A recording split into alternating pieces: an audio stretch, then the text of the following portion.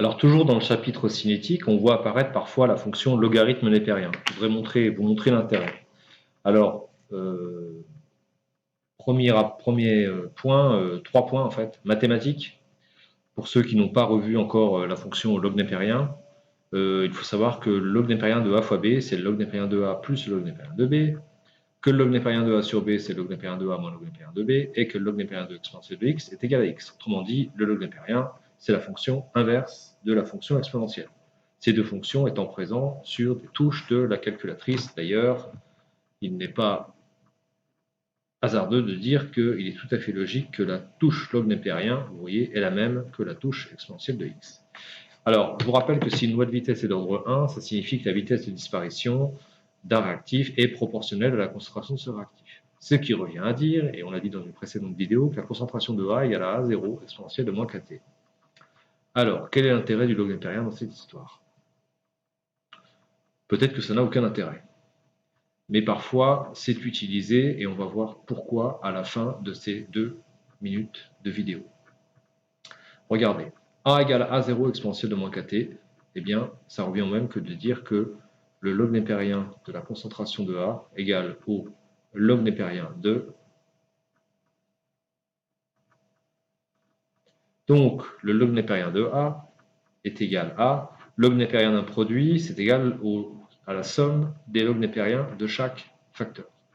Donc, log népérien de A0 plus log népérien de l'exponentielle de moins kT.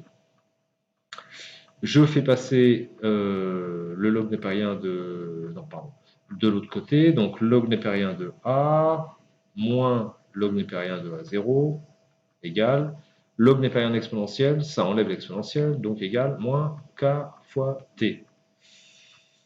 Les signes moins m'embêtent un peu, je multiplie par moins 1 les deux membres de cette équation. Ce qui me donne moins log népérien de A plus log népérien de A0, c'est-à-dire log népérien de A0 moins log népérien de A, qui est égal à K fois T. On a vu plus haut dans le point mathématique que log népérien de A moins log népérien de B, c'est égal au log népérien de A sur B. Donc ici, vous avez log népérien de A0 sur la concentration de A qui va changer au cours du temps, qui est égal à K fois T.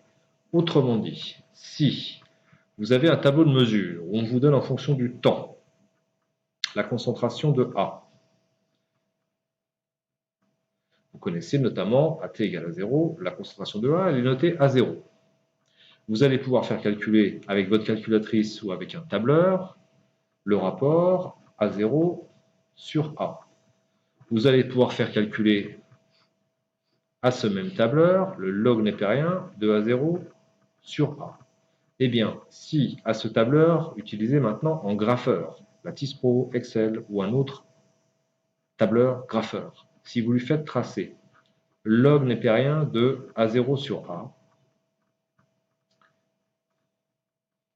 en fonction du temps, eh bien, en abscisse, vous avez mis le temps.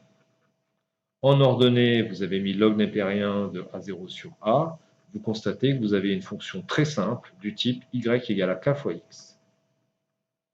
Si vous obtenez ce graphe, vous affirmez que la réaction que vous étudiez a une cinétique dont la loi de vitesse est d'ordre 1.